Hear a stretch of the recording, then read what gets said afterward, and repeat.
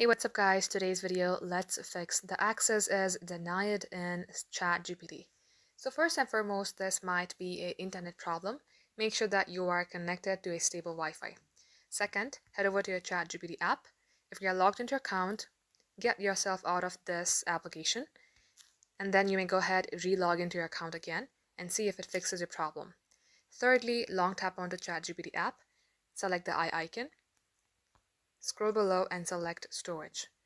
Now here, clear the cache, come back onto App Info page, select Force Stop, select OK. Now once done, see if it fixes your problem.